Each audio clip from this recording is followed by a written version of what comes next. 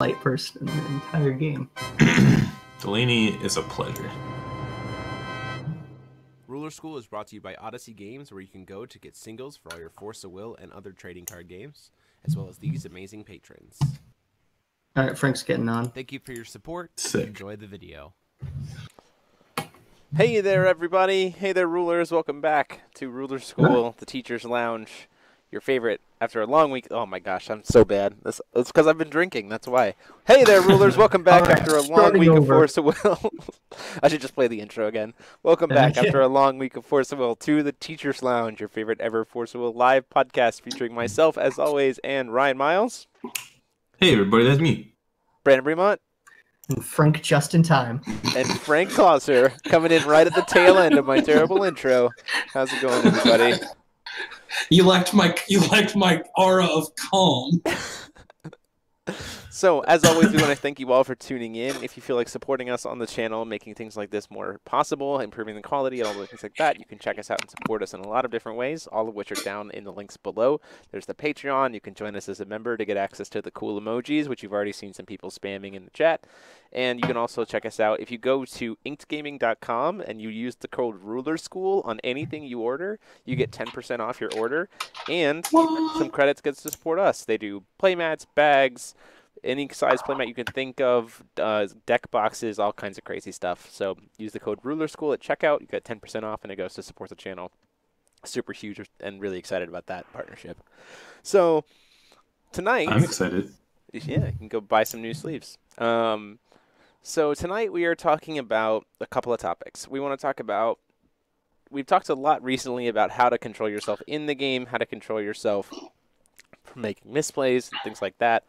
But we want to take a step back and we want to talk about things that you can do outside of gameplay in terms of maximizing professional etiquette, I would say, but also why those practices, those habits can influence into making sure that you keep the healthiest game state possible and don't find yourself on the tail end of some pretty bad situations. That was the most eloquent way of phrasing that I could have possibly imagined, and I'm impressed. And I've been drinking. Oh, man, no one told me this was our drinking night. I have whiskey. Ooh.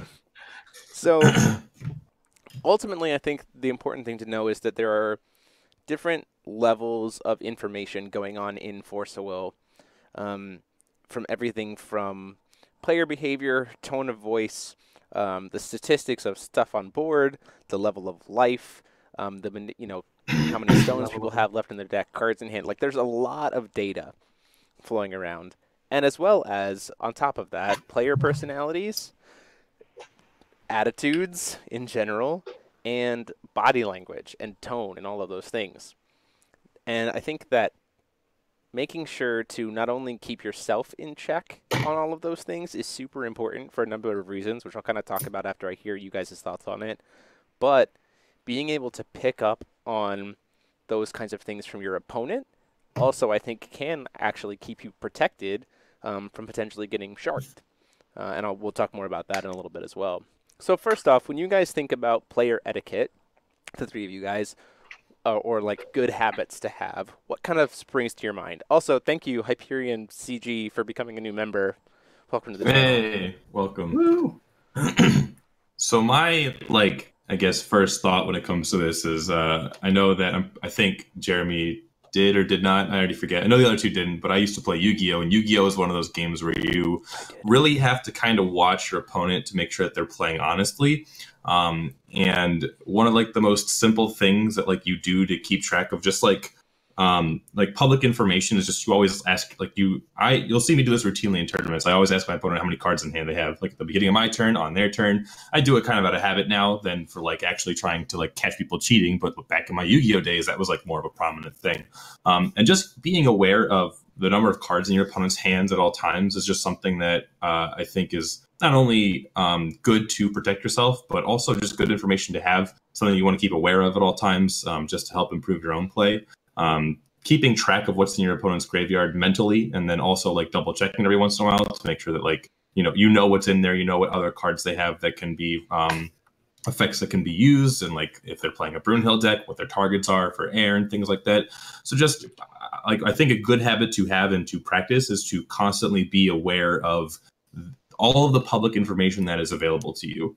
And if you ever watch my brother play Aaron Miles, this man will like memorize it. He won't ask you and like double check it 10 times like I'll do. He'll like remember his graveyard in order, like 7 cards deep, and then he'll remember your graveyard in order 10 cards deep, and then always know how many cards you have in your hand at all times. It's kind of terrifying, but that's like another thing that kind of helps you competitively. And this one's a two-sided thing. Like, not only is like are both players going to want to know this information, but there's etiquette on receiving these requests too. Like, most of the time, if your opponent is asking for a cards in hand update or can I see your graveyard update, they're not like stalling for time or anything. Those are things like you can keep an eye out for if they request too many times in conjunction. Are they just trying to buy time, or are they like tilting off because they're at the very end? Like, you'll see this in turns where like someone will ask for the same information a bunch of times in a row because they're clearly just trying to think. Yeah. But for most of the time, they're not really doing that. They're just keeping an eye on things. It's not an accusation. It's not necessarily anything. So like on the other side, just the easiest way to handle it is like, because I've seen some people do this. They'll get asked and they'll get like, oh, and they'll like start to like they'll get that immediate like they'll make that little exhale of breath, like they can't believe you did that, like almost like you've hypothetically punched them by asking this. Don't take it that way. You've just been asked. The easiest way, just give it and let the game keep going. Like, definitely keep an eye on if your opponent is trying to do this too many times, but if they're just asking, give it. It's public information. There's no harm in them knowing, and maybe they just forgot. The game, like, especially with the current meta, board states can get insane. Keeping all of that in like sort of a mental model in your head means sometimes some of the details will slip and they're going to need to refresh themselves.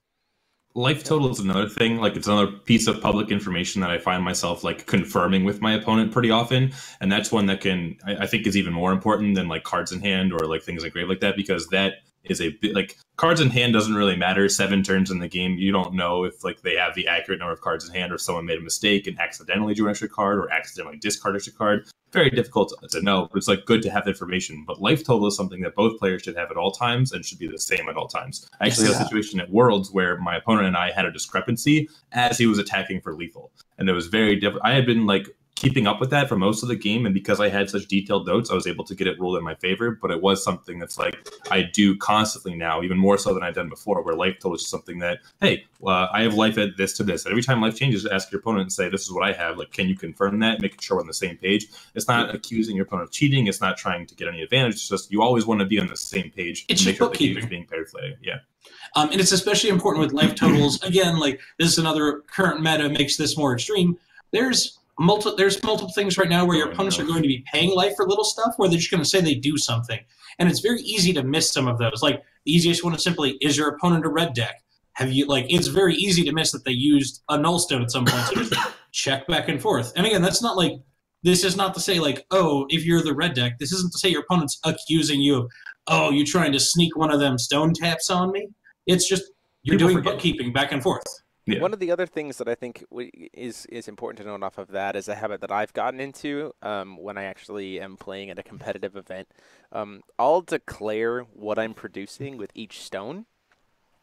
That's in the sense that, like, I'll go like 2 green and 1, play this. You know what I mean? Like, if I'm playing a 3-drop, I'll say like 2 green and 1, play this card. And I say that because that there have been instances in Force of Will's history where there have been claims of improper stone usage, claims of someone just getting into this, they go too fast and they tap their stones incorrectly or something like that. And I think as a kindness to your opponent, it takes you, like, you're already turning the stone sideways. So, like, in the sense, you go like 2 green in this, play this. You know what I mean? Because it doesn't use the chase to produce will, it, you know, whatever, those kinds of things. I think that's a courtesy that also, as a player, also protects you, because then you're also making sure that you're not making an illegal play, because it pretty much in every time this has happened in Force of Will's history where someone has made, especially on camera, where someone has like use their stones or something like that, it's come back to bite them in a really big way, even if it's unintentional. Now, ultimately, there have been some times where it probably was intentional, and hopefully that ended with them getting some kind of consequence or something like that. But it's also, I'll even ask my opponent, like, if they tap their stones too quickly and play a card, and I'm like, wait a minute, how did you pay for that? Like, that's another question that you can ask in player etiquette that's not wrong to ask. Like, you can't be like, hey, wait a minute, you can't play it that way, but saying, like, can you show me exactly how you paid for that? Like, that takes like 2 seconds in the game and is a common courtesy in a way that you can express it, and your opponent, because then you can also catch too if they're like, oh yeah, I meant to play it this way. You're like, oh, okay, maybe I can start to watch you a little bit more on this. But also 9 times out of 10, 9 times out of 10, they might go, oh, I should have paid for it this way because I had to, like necessity, like I just tapped the wrong stuff. That's just going off of what Frank said, kind of thing. Yeah. Backing up just a little bit, someone's saying that both players should keep track of life and announce whenever it changes. That's what I do. Whenever I change my life total on a notepad, I always say what the new life total that I'm writing down is. Going back to Jeremy's point, I can hardly think of a situation where I would ask my opponent to confirm how they paid for something. I think one of two states will occur. Like, one, I'll either ask them if they can, like, lift their stones up a little bit or whatever, because sometimes people stack their stones in awkward ways, or I will tell them that they couldn't pay for that properly. which has also happened. fair. Someone will tap and cast something, and I'll be like, you couldn't do that, and that's the end of it. But I know maybe your way is a little bit more polite than mine. Well, I think there's a way to do it your way. There's also one more note I wanted to add in on life totals, and this one's just like, it's going to cost you extra effort, but it's a good habit to get into, at least when you're at competitive rules enforcement. Like, as you're like taking notes, just like write down life total change, and then in between a one-word note of what happened. Like, if you hit them with ear, just write ear and then write the new total, because that's really crucial to you being able to construct a history of the changes that happened, and that'll also help you find where misses happened. It is a lot of effort. I don't do that. I sometimes wish I did, just because, like he's saying, it is very useful should a discrepancy occur where you do need to back up your life totals.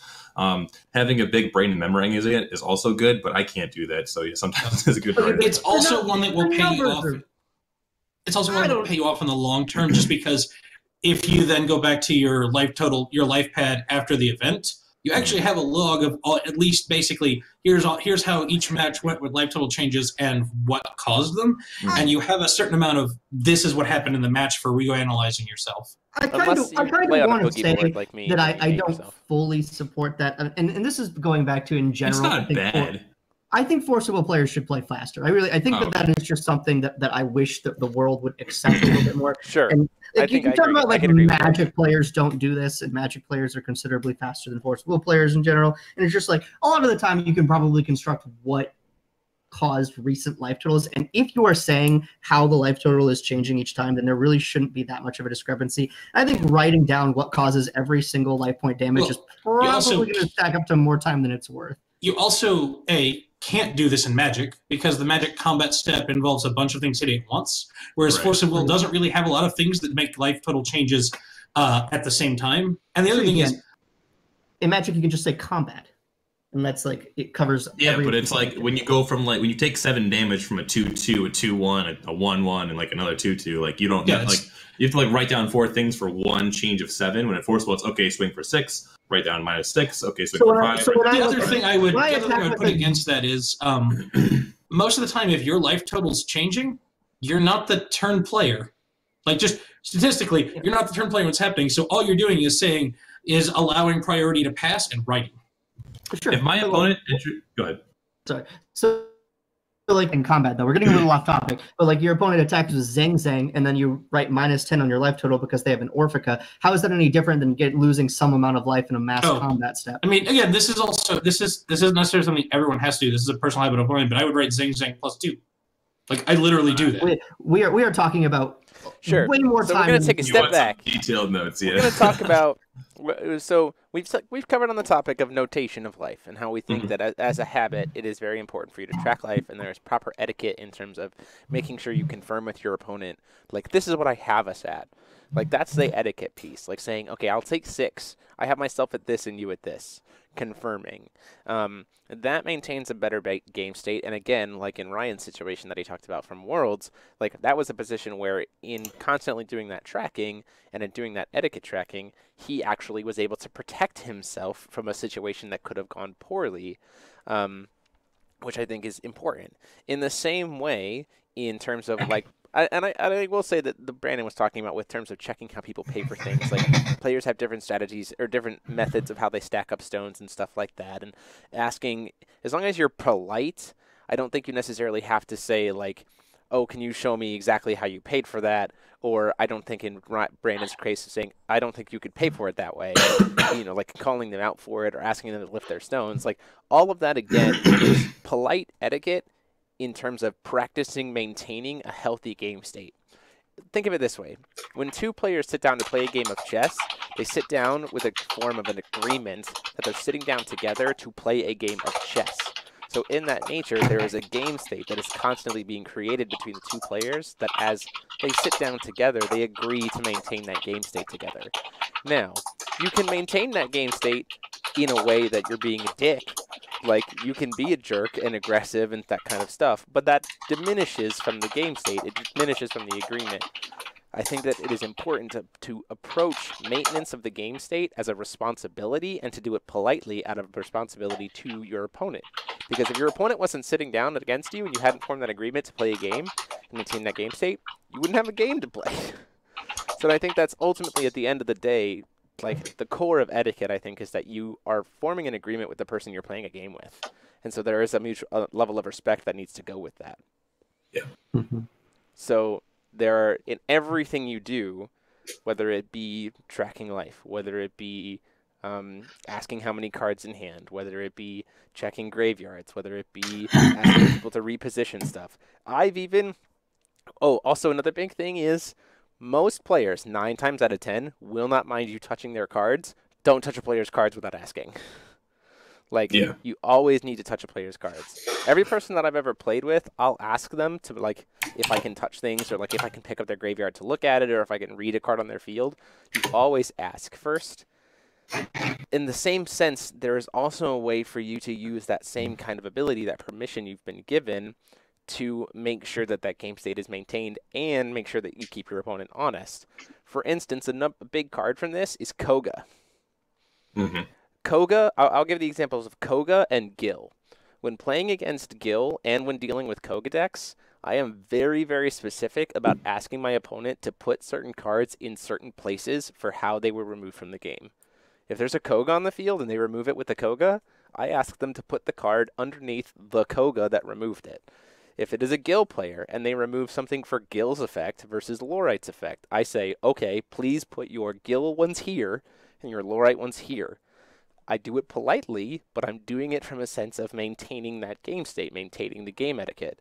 Because again, I want to also keep my opponent honest, because there have been cases where someone could totally screw up, get a card mixed up, get confused like 16 turns later and grab a card back that they weren't supposed to, or try to move something to somewhere they weren't supposed to because of a certain reason. Yeah. Like, these are all very important pieces, but at the core of it, it comes down to maintaining that professional etiquette and maintaining that agreement with your opponent. Yeah, what we're talking about here is keeping a clear and obvious board state, and this is part of the comprehensive four rules. We're talking, both players need to be clear of every card in every state and any state that matters about that card's position. So, like, if a card was removed by Viola or Evil Elemental Uprising versus Gil, that does need to be obvious, apparent, countable, and public. So, I will say that, like, most of these things that we're talking about, like, the positive side effect is that they do protect you from being cheated against, but the reason that you do these things to begin with is just so that you could have a fair game state at all times.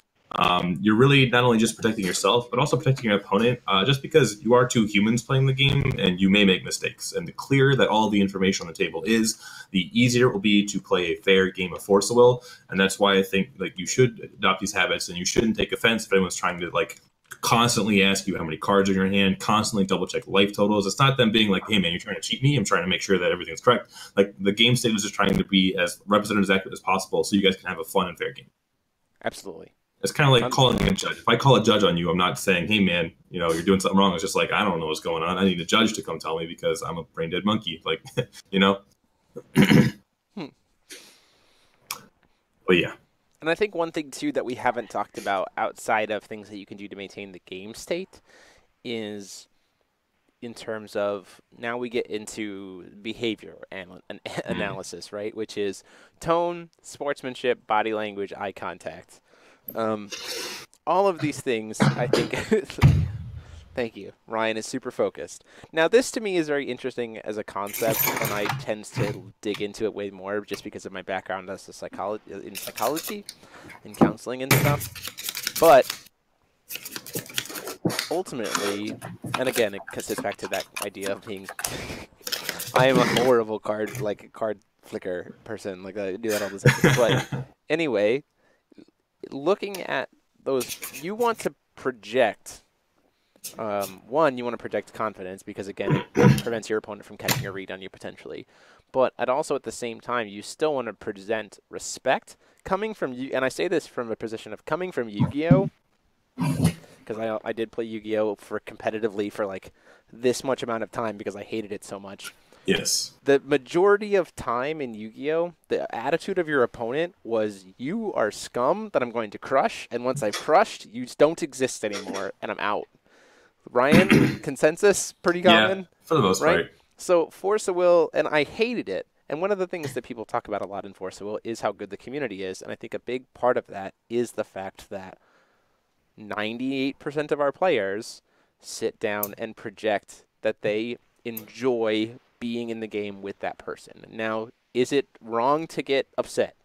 No, you can get upset. Is it wrong to yell at your opponent? Absolutely.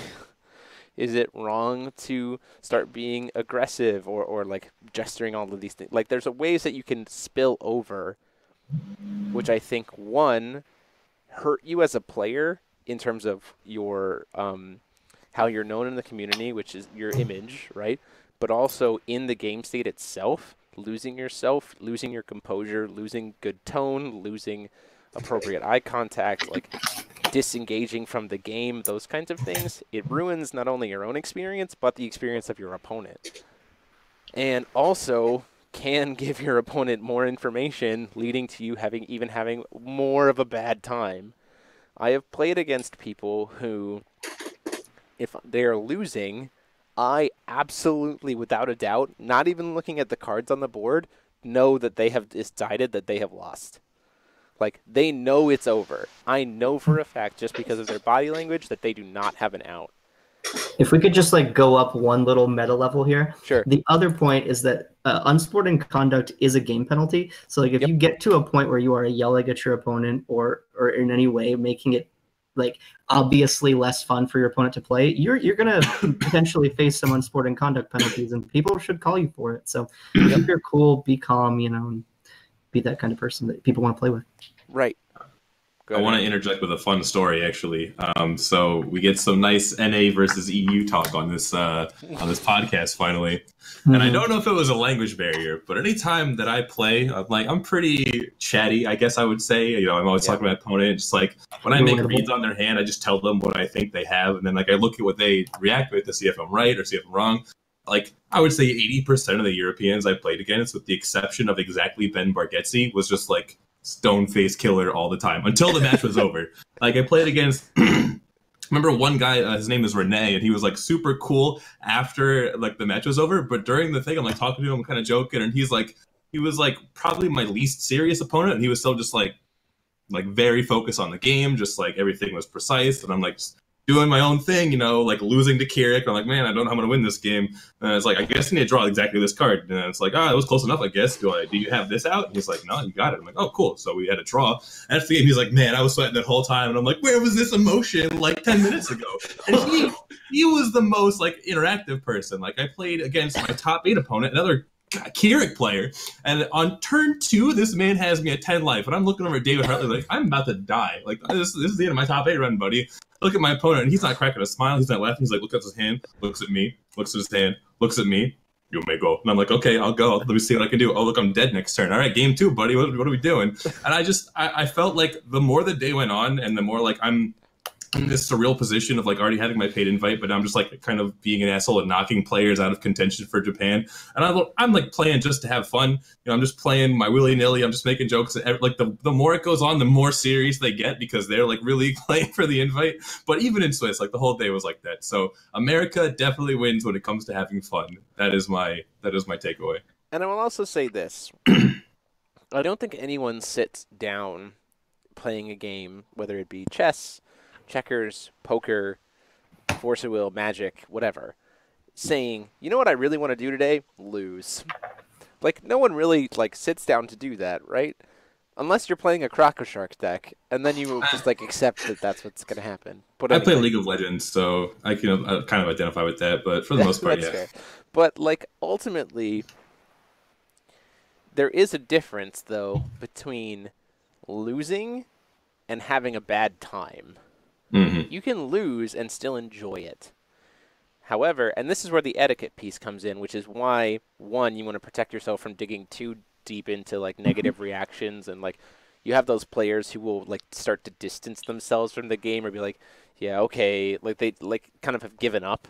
Mm-hmm. Even the winner doesn't enjoy that game. Like I personally, if I ever end up in a match like that, at the end of it, I'm like, I feel bad for ending the game because neither of us are walking away from this with a positive experience. So at the same way, even if I lose, I'm usually, like, Ryan can attest to this because Ryan has beat me. I'm usually laughing when I lose. I'm just like, yeah, man, you got it. Like, it's no problem to me.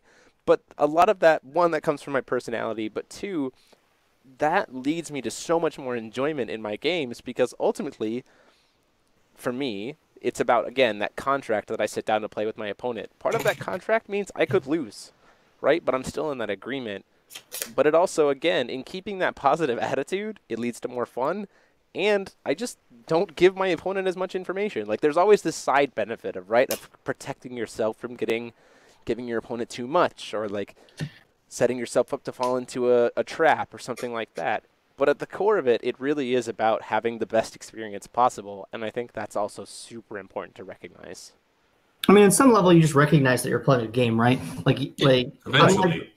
I'm like Ryan. I'm extremely talkative. Derek knows this. I played a game with Derek in Minnesota, and he knows I'm extremely talkative the whole time. And but I just sit down to have fun, man. Like I tell people cards in my hand. The game to day 2 tournament after I lost my first round of top 8 in Vegas, I played against a guy who like I just drew like 4 missile tines in my like opening hand or something, and I just showed him. Like I just didn't even care. Like, that's just how little I care about like getting that spike edge from having a stone face. Like I think that you will get more out of the game from enjoying it and having fun interacting with the opponent than you will by getting the 0.1, 0.2% edges from being stone faced.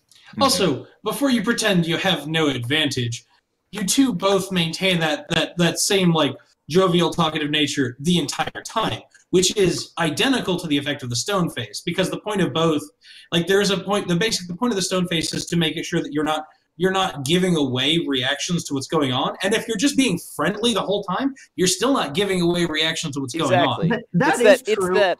It's that incidental benefit. At the core of it, though, it's really about enjoyment and respect. I will say things like, oh, I think I'm dead to Brunhild here, or like, oh, dead to your one-mana Master Rune, or like I'll say nonsense like that like might give away a little bit, but like, yeah.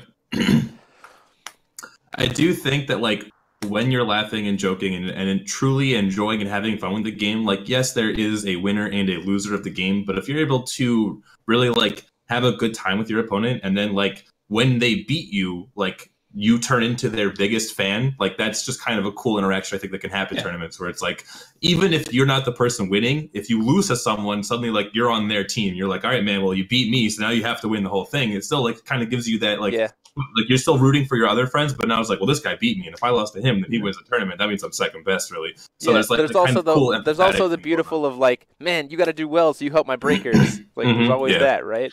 That's how I met half these people here. Sorry, Ryan. Yeah, no. You were a tag along with other nice people I met. was saying, I knew you well before. Actually, have we ever played a game together? We played Epic Stories at Worlds, and that was I was like, I don't think we've ever That actually was the been paired. least fun game I've ever played, actually. Yeah, because that was my deck telling Ryan's deck it couldn't do anything, and then Frank's like, "Oh, kill you both." Oh, great. And this is the classic. Frank's hiding in the background. No one's noticed me yet. I think me and Frank have played way too many times at GP. Yeah, that's what like compared to the other like competitive players I run into you like twice as much at least as anyone else. Yeah, it's probably close to that. I played with you an awful lot of times. Like, goodness gracious. That's how me and Kaltuma became like BFFs. I just play that man at every single event, and like in Minneapolis, the whole event was like, "Cal, how you doing, buddy? Haven't seen you in a while. I'm gonna play you." He's like, "When's it gonna happen?" And then we both make top 8 together on opposite sides of the bracket, and we're like, "Guess we're playing in the finals." Here's another little quick thing about why you should be nice to people. Like when you're playing against them, have fun with them. You want to make friends in Force of Will because games played against friends are considerably more fun than games that are played against people you don't know. So if you play against someone, you're a nice person, you get to be like friends with them afterward, talk on Facebook, that kind of thing, and then you meet them again, and it's great. Me and Frank played in the finals of the Texas GP last year, and it was just a blast. I mean, we were playing for a World's Invite on the line, and we got to talk the whole time. It was a lot of fun. It wasn't serious because I know Frank, and part of the reason that me and Frank can be friends is because we played so many good games with each other. And so it's still one of the best matches of my life. That match was so much fun. It actually ended tragically and terribly, so I hated it. I'm sorry. But where was I going with this? All in all, in general, you will get back what you put into the world. You put kindness into the world, you get a lot of kindness back in return. That's a little bit too zen, I'm sorry. But like it really is the truth of the matter. He like, says holding a be darkness nice. stone. Yeah. Sorry. I guess Windstone's a little bit more appropriate. Be That's kind even more to evil other than a people. darkness stone. I don't have a light stone, sorry. No, But be nice to other people. No, get nice nice in return. Yeah, Let's who turn into a likes motivational podcast. Like, hey, Quick, everybody, just- welcome to just the Forceful quickly. Podcast. Put good energy into the world. Do yoga. Eat vegan. Yeah, drink tea. Live in Bend, So- Oregon.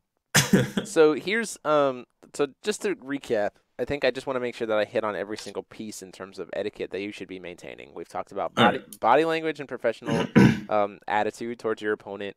We've talked about life tracking. We've talked about gathering information from your, you can track individual cards if you want, but also just maintaining your opponent's cards in hand. We've talked about, making sure not to touch your opponent's cards unless you have permission. We've talked about checking graveyards and stuff like that. Ultimately, do you guys have any etiquette habits that we haven't talked about that you think are important to helping to maintain a healthy game state? I do have one more, although it's an odd one in that I don't have a clear answer for what is the correct level, but It's about shortcutting.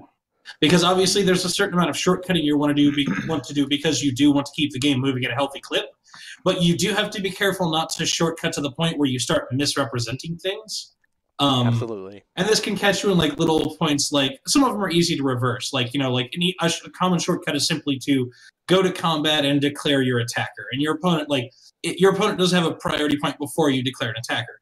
That one's an easy one because you just rewind to you haven't declared attackers yet and they get to do stuff. But this one we've seen with the first time I ran into this was multiple searches with L2. There's a desire to shortcut there because you don't want to find card, reveal it, shuffle 3 times in a row. It just eats up a lot of time shuffling, but you do want to clear it. The shortcut I ended up landing on was I would reveal the card, ask them if the next one resolved, then go find the next one, and then I would still only shuffle once, but I would make a clear break between each. And there isn't a clean answer to what's the correct level of shortcutting, but you just need to be careful because I'll say I am the bad end of this. You probably don't want to be as shortcutty as I am, but I do things like playing my turn 1, I'll throw the panda out and then call a stone. I will do none and pass, throw the panda and say the word pass as I'm taking the top card of my stone deck. You probably don't want to be as bad as I am, but I typically push the envelope. Do that. I will push the envelope until my opponent tells me to stop, and then I rein it in a little bit. But I do a lot of shortcutting, and honestly, if you're gonna be friendly about it and just take whatever minor neg you get from moving past steps and stuff, I honestly think that it's beneficial, at least to me, to do it. I can't really suggest that other people do it, but that is how I play. If you've ever played against me, it's part of the reason I play so fast. I just always go call stone. I don't recover my ruler ever. Like if I'm definitely calling a stone, I'll just go to my turn and flip the top stone of the stone deck. Not something I've ever worried about. I will say that I remember specifically I've played against Jeremy. I love this man. We do a podcast every once in a while. If he wasn't already married, I would steal him in a heartbeat. But even when we played, we were playing at Masters, and I like made sure to let him know like the level of shortcutting, the level of play that like I wanted to have, just because like it was Masters, it was a pretty big tournament line. And even though like we're very close friends, it's just like, hey man, this is important for both of us, so let's keep it here. And it's just like, it's fine, I think. Yeah, and then he gets confused and then he gets confused when I just go, show me this card, and I scoop. Yeah, he was like, show me this card and I scoop, and I'm like, does he actually scoop? Is he mind gaming me? Like, I'm super nervous, and he's like, nah, it's over. I'm absolutely serious. Yeah. Dude, show me this card and we're done. If I was ever playing against someone and they said, show me this card and I'll scoop, and I had it, I show them instantly. They don't scoop, they got me. They fucking got me. There you go, everyone. Here's a way you can shark me out of the tournament. Glint of insight. Get fucked, idiot. I know, fuck. So, yeah. Moving on to our next topic, though. Our headline topic, in fact. We want to talk about, because we've now looked at the man, now we need to talk about the mirror. Was that the setup this whole time? That was the setup. Oh my god, just fucking kill me. Just, no, that's not. I'm so upset. So, we need to look. I walked into it. We need to look at the mirror. Specifically, we're talking true, pure mirrors, where you and your opponent are playing the exact same deck. Now, and how it is that those specific matchups are so different than any other thing that you're going to walk into, and what we think, or we as a group kind of to think, are things you need to be aware of, how you need to play those kinds of games, and what you need to leverage to come out ahead. Because ultimately, you are running the same strategy as your opponent. So how do you run that strategy better?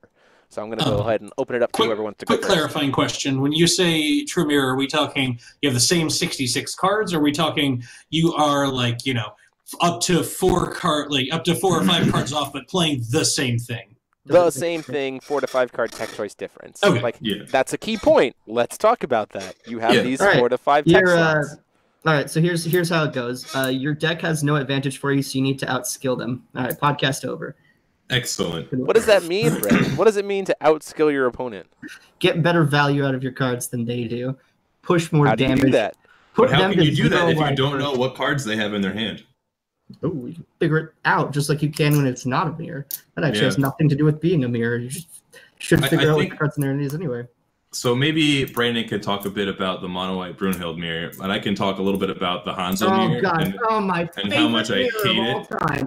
Okay, mono-white Brunhild mirrors are actually the best way to play Force of Will in the history. God, they're so much fun. No, it is so. The there's opposite so of fun. much ridiculous garbage going on because both players can just put an infinite number of blockers on the board, and neither player can really favorably interact with the board at all. We both have 4 of Brunhild's Master Rune for Missile Tines, and we both have a ruler flip that hopefully gets a Missile Tine back. So the only little bits of incremental damage that you can get on are A, you want to make sure that you can spear their Missile Tines, and B, you want your ruler to get back Missile Tine and not something else. That's the only bits of value that you can possibly establish. 2, no one's ever going to get enough damage through because A, you can make infinite blockers, B, we're each going to gain a shit ton of life, and so the game is going to go to decking almost every single time. And so there's an incredible little range of power that you need to keep track of, which is making sure you draw fewer cards than your opponent, but still keep value up on them, which are counterintuitive notions.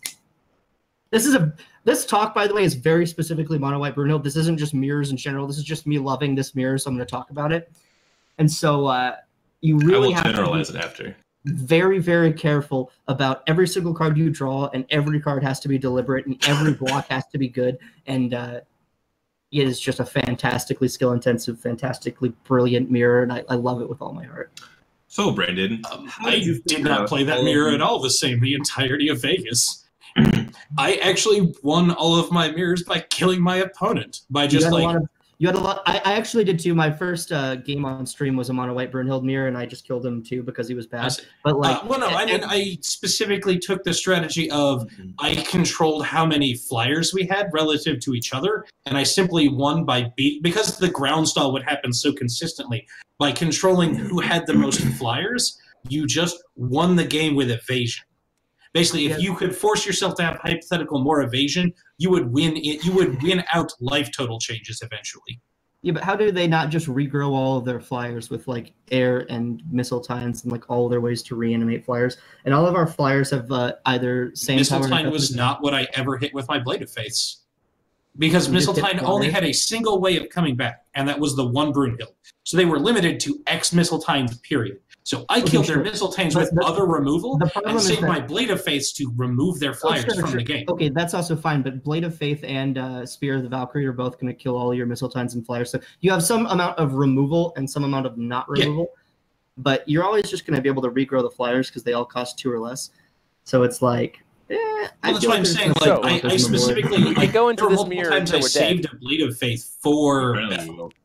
What are you hitting? So are you hitting like Angel of Hope with Blade of Faith? Gentlemen. All right, guys. So we're definitely going down a rabbit hole. I think this is actually a really cool discussion because you guys played pretty similar lists, correct? Yeah. Yes. We were within 4 cards of each other, I think. But you both found different ways that you approached the matchup, and I think that this is like the interesting to talk about because like when I play Hanzo mirrors, like the way that I would play the Hanzo mirror was very different from my opponents, in that I would always like Jizo statue first, and then my opponents would like wait until like turn 6 to Jizo to Yokai Festival for statues and stuff. And like the way that you approach a mirror match is you need to really like play the game a lot with your own deck just to figure out what your strengths are, and then play against that deck enough times that you can kind of identify what you think are the most important or most effective ways to actually win a game, and then also knowing like what the most impactful or effective resources are for your deck and therefore for your opponents, and then just like making sure that your opponent uses them suboptimally, knowing what suboptimal uses of your most powerful resources are, and then making sure that you use yours in the most effective way. Yes. So to flash this back into a way back machine, which is what earned me my first invite to Worlds, which was back in Necrolance RR format. Oh yeah, that was that's like my favorite mirror. Holy moly! That mirror is probably one of the first ones in Force Will's history that I think was actually like the most skill like it was the first skill intensive mirror. Like that was kind of the first one. I'm sorry, I missed it. Necrolance. Reflect, Refrain, Necrolance. This was a bit before my time, I'm sorry. So, ultimately, for those of you who don't remember, Lancelot was a 2-drop 6/6 with swiftness that if it had 1,000 or more attack, whenever it swung, it had to ping something for 7 damage. It could be resonators on either side of the board, but it was a mandatory trigger. And the other big card of the time was Necromancy, or was it Necromancy? Necromancy of the Undead Lord. Necromancy of the Undead Lord. Black edition that gave target resonator plus 200/200. It was a zombie, and whenever resonator enters your field under your control, if this edition is in your graveyard, slap it onto that resonator. So the number one strategy at the time with Necrolance was to like play Guinevere turn 1, discard, use Reflect Refrain to make sure you get the Necromancy, use Guinevere to sack the Necromancy, play a Lancelot on turn 2, pump it up with Reflect, swing in, burn something for 700 damage, and then like crash into their lance, or like or like swing at them for 10. And then the response strategy to that was do the same thing back to them, burn off their Guinevere or whatever was left, and swing your 10 into their lance, which was tapped, and then it would die, and then you'd be ahead, and then it'd be this back and forth trade. So when I was back then, I was thinking about what actually is the strength of that deck. Is it the strength of the fact that you have this 1,000 attacker creature, or is it really ultimately Reflect? The strength of that deck ultimately was Reflect. It wasn't Necrolance. Like, the ability to manipulate the Necrolance with Reflect was the strength of that deck. And so once I realized that, in terms of actually taking the time, I started tweaking my list to manipulate and use Reflect Refrain in a completely different way than a lot of people were running. 9 times out of 10, when I played my first Lance, and I don't think I played against Ryan when I was using it. I think you were there in Collinsville, though, and I think I remember you being like, oh, that's a good idea. Was rather than pumping up the Lance on the first swing, I would untap it so that it would be recovered, because then my opponent would do the traditional play of I'll pump it up to 10 and then swing, and my Lance would be at 800, survive the blast, and then sure, I'd take a grand, but then I'd still have a Lance, and then I'd just mass pressure back at them. It was the same reason why back then instead of as the backup is I used the Flame Sprite tech. That was like the tech pack, you know, the tech idea of using the Flame Sprites. Rather than going turn 1 Guinevere all the time, I'd go turn 1 Flame Sprite, swing in the air for 2, untap it. What are you going to do? You can't swing at it.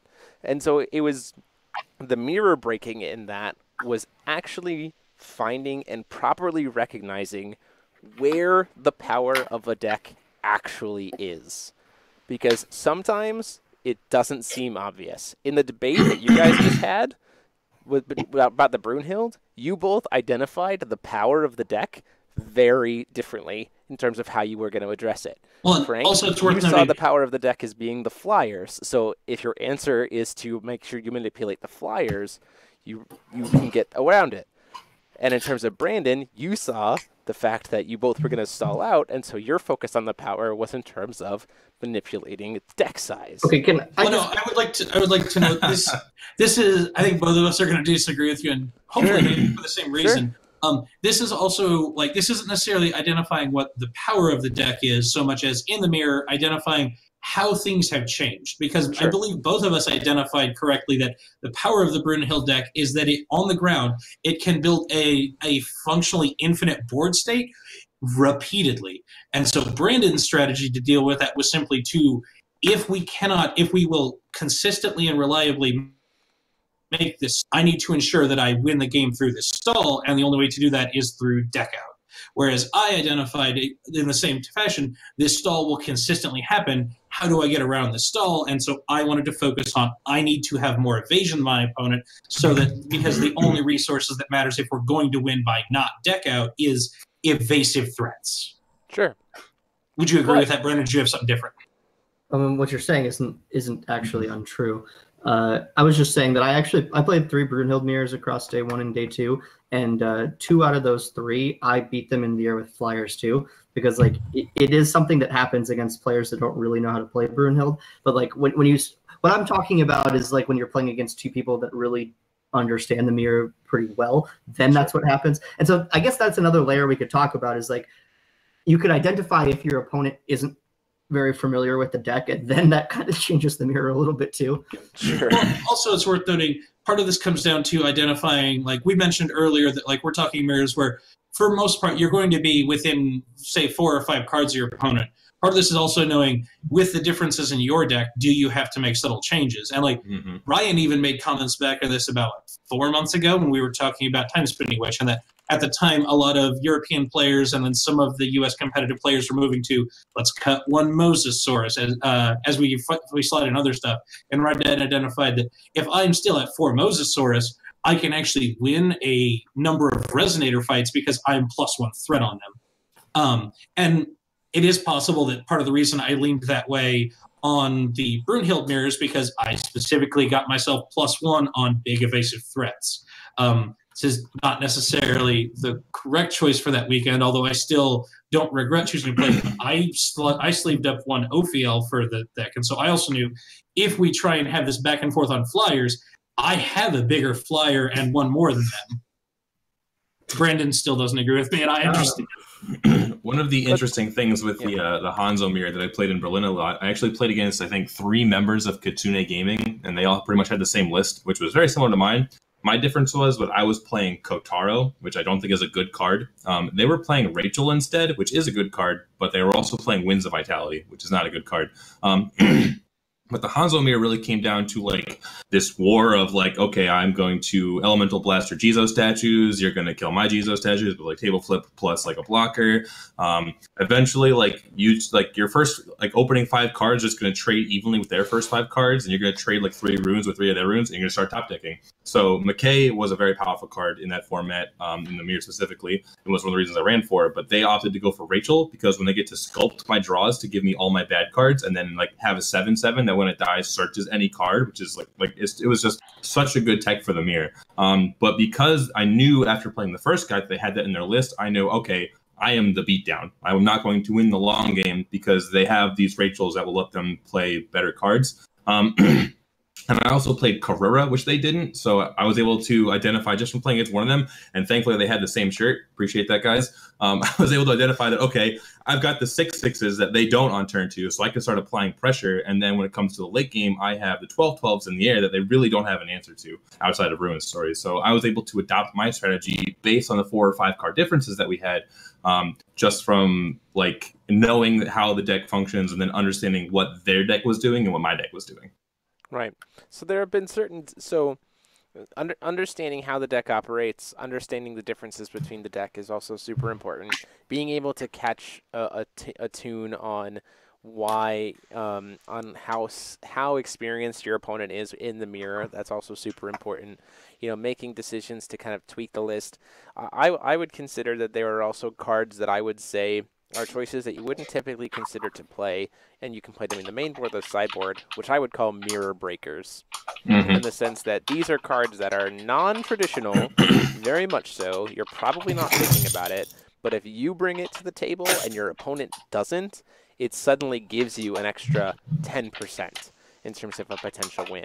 A big card that I'm not sure how much people were thinking about it, and I haven't played the mirror to consider it, but a card that I would put on a watch list in testing as a potential mirror breaker would be Blue Leaf for the Hanzo mirrors, in terms of that is a card that any deck can technically run. It only has an inheritance of 1 colorless, and you just discard it. Hanzo really doesn't have a way to interact with it in the early game, and it just says, no, you can put that Jizo statue back in your hand. It can steal through damage. It can put something, reset a Jizo statue, which can be super important. Like, that's a card that will, when I say mirror breaker, I mean a card that is going to, if you put it in and it works the way it's supposed to in terms of doing testing, is going to add a decent win percentage to your deck. Back in the era of Necrolance, I would call my mirror breaker card, honestly, was the Flame Sprite. So, oh yeah, did you play Demon Flame in that list? By the way? I did play Flame Sprite. I played Flame Sprite, Demon Flame. Back in that format, those 2 cards together was not something that was a traditional idea for Necrolance to be playing at the time, because people wanted to just be pushing aggro constantly. And every single time I would get that to stick in a mirror, I felt so in control. Like the other one at the time was like there was that, and there were the people who tried to basically get a robe of the Fire Rat underneath their opponent's reflect before they could start flipping back and forth. Exactly. So Robe of the Fire Rat is also another mirror breaker. So like, not only did Flame Sprite somehow give me that chip damage sometime, help me ping off things like Rook Egg when I wanted them to ping off, so give me ways to kill my own Rook Egg if necessary, if I couldn't find those kind of things. But the combination of Flame Sprite plus Demon Flame allowed me to do something that Necrolance couldn't really do much in that format, which was actually screw up your opponent's play mid-play. Like, the idea of, there were times where my opponent would play Lancelot, and they would, like, attempt to get the Necromancy back onto it, and I'd go, well, in response to that, I'll ping it for 1 and then Demon Flame it. Cool, thank you for using 2 will to do nothing. 1. Yeah. Like, thank you for you spent 2 will, I spent 1 card and 1 will, and it's gone. And so many times in that format, when I was playing those mirrors, my opponent would just be like, like, they would be really mad about it, especially if I played it in the early game. But, like, there are not, and let me preface this by, I do not think that every mirror has a mirror breaker card. I think that there are some decks out there that just, like, it really is going to come down to outplaying your opponent. But that being said, I think when talking about the mirror, when playtesting the mirror, when understanding for the mirror, it can be to your benefit to try to test some pretty off-the-wall stuff in hopes of maybe finding something like that. Whoever it was that came up with Blue Leaf, someone mentioned it to me, and I went, holy crap, yeah. Like, are you kidding me? Thinking about Are it. you kidding me? I told you this in the hotel room. No, I had heard about it first before you had said it, Brandon. Like, that's what I'm saying. I played 2 in my sideboard. I rolled. I don't remember where I heard Jeremy, it from, did you like my Fairs Command sideboard? Is that not the That best? was great. I thought, like, Yeah. in that idea, like, that was an idea that was very off the wall. Wild. But, like, I absolutely, for the reason you say it, go, yeah, I don't really know how that wouldn't just add to your win percentage. Glorious to behold, by the way. Like, because he did it, and they both just immediately stopped and went, is this lethal or not? And I just had played too much Commander, and so I immediately went down, just, like, laid out the map for them both. But, like, oh, God. there's always I think there's always a benefit to expand your mind to say, is there a card out there that I haven't been thinking of, that maybe hasn't been competitive, that maybe hasn't been something that people have even really looked at, that can actually break this? Because if you can find those cards, I don't think there's ever been a time when I've played in a mirror using something that I've figured out as a mirror breaker that it's A, gone badly for me, or B, not felt amazing when I do it. Oh yeah, no, mirror breakers win events, like 100%. Absolutely. So like you need to think about that. And I ended up taking fourth at that event when I was playing Necroland, just because Anthony was playing Dark Alice. But like I'm thoroughly convinced that in that format, because I think the rest, like the other members of top 4 were like both Necrolance. Like if I had made it to finals, like I probably would have won that whole thing. Ultimately, I'm still happy with fourth because I got to go to Worlds. But like figuring out that mirror breaker, I think contributed a lot to my success. But finding that mirror breaker came from testing the matchup, go on the database, understanding it. Type in red cards, look at every single one, and go, can this fit in my deck? Like every single card, you just look at it. Yeah. Actually, it's kind of funny because like my first invite to Worlds as well came from mirror breaking Necrolance. It was a couple formats earlier, but it was when Alice's World was the deck, and then I had like the same like realization, like when you played the Necrolance mirror, like it became a board control matchup. Obviously Flame Sprite wasn't printed yet, but I played the Granny package. So when they would try to attack my Lancelot, I would have a 112 blocker to say can't do that, and it was just like just those kind of things like really do like win tournaments. I remember when Priscia started playing Final Forfeit. I don't know if Scheherazade ever had any. Fox stopped playing Abdul, and it became the mirror breaker, right? That was the Masters tech. But yeah, no, I completely agree with what you're saying. Scheherazade loosely had a null page at the end, I think.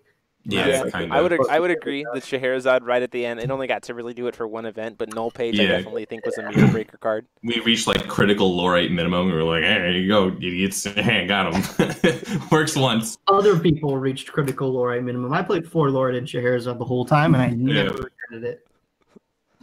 We got Bremont. I tricked him into playing Green Dragon so that Stafford could stop the event with null page. That was the plan the whole time. That deck was hilarious to watch. I love that deck. So, there you guys have it. That's our thoughts on both the man and the mirror. And the myth. And the legend. Any final thoughts? One other like Harold Jafetzowitz meme of like the man, the myth, the mirror, the legend, and I want to know who's actually who out of all of us. Just on the Brendan and I going back and forth earlier, he did play more mirrors than I did that day, so his advice probably does carry a bit more weight than mine. We will be working on building that Lich deck next week. On next episode, finding out who you can actually trust in the game of Force of Will and whose opinions are better. Next week, we're going to rank. You really did rattle that off cleanly, though. Every single Force of Will player, and we'll give our opinions on them, whether we think they're a good person. They're tasted pizza. That'll be a like Patreon podcast. You want the After Dark, you can join us over on Patreon. Of that much drama, Brandon. Oh my God. Find me sick that week. It's funny because I would just be like, I love him, I love him, I love him. I just like everyone. At North Carolina, I'm just going to elbow somebody in the temple so we can get some drama back in this game. That's my goal. Okay, so Charlotte is in 2 weeks. Who am I going to see there? I will be there. What, Ryan? I will be there, yeah. Yay, I get to hug Ryan. I'll say, my next plan thing is Svetlana's event. Yeah, I'll probably be there too. I will also be in Minneapolis. Ryan, I'm leaving. You better be in Minneapolis. That's real close. So here's my goal, right? I'm leaving on Monday at like noon, so like I even can hang out on Sunday, unlike last time. Good. So in Berlin, I got this glorious taste of just beating people for invites that I don't need. So I'm going to go to Minneapolis. I'm going to do this again. But because it's not an actual official like sponsored GP, I'm going to be like, Svetlana, when I win this event, my invite doesn't have to best down. Like just fly me to Europe so I can steal more of their invites. Has Svetlana said that the invite will pass down? I don't know that she has. I would feel terrible. I imagine that Ryan will top 8. I imagine that Ryan will top 8. Doubt it. And then he will make it to finals, and then scoop, and then come over and commentate with me for the 3rd, 4th place match. That would probably Ryan, I think you should mercilessly beat every single person there. You take the finals, get it, You have to come on. You have to win. You're gonna be the only person that says that they've won 2 GPs in the same year in the same place. That's fair. I could. All right. Yeah, I'm following. Oh, jeez. I did like in Orlando. I felt kind of bad playing against Delaney because she's a friend. But then in top 4 in the finals, I played against Keurig, and then I was like, oh, well, this is an easy decision. So no, I'm kidding. No, dude, I would beat Delaney if I matched them up against her. Don't you worry. Oh my goodness. Okay, so with that, we are going to call it here for tonight. It has been wonderful, as always. Huge thanks to everybody in the chat for hanging out with us. Hope you guys enjoyed this conversation and took away something from it. Next week, we'll be talking about, as we prepare for Charlotte, the kind of our expectations of the tier list moving into this event, as well as building a Lich deck live. And we will not be arguing between 2 crazy lists. So, That's what well, you hold think. on. We're arguing between one crazy list because we're starting Lich. Exactly. So, until next time, this has been myself, Jeremy Franklin. I have been joined, as always, by Ryan Miles. Hijacking. Me and Mike Rance are about to play Wanderer right after this. So go to twitch.tv/CaptainZay to watch me play 40-card Tree 2 against Mercurius. What? Oh, I'm Yeah. actually going to do that. That sounds I'm good. gonna sweet. stand the link in chat. Yeah. Go ahead. I have a game against Aaron at some point this week. Maybe we'll stream it. I don't know. I haven't asked him. And I'm going to meet up with Frank sometime next week to do some Epic Story stuff. Yes. Yeah, I'm finally getting those videos back on track. Brendan and I have I'm going to call it an out of control game that I'm editing and will get posted hopefully later this week, but maybe I'll start this game next week. Very out of control. No, no God, control yes. whatsoever. And this has been Brandon Brema, by the way. Oh, that's me. Hi. And above me bye, has I been Frank guess. Klosser. And we will see you all next week. So until then, class dismissed.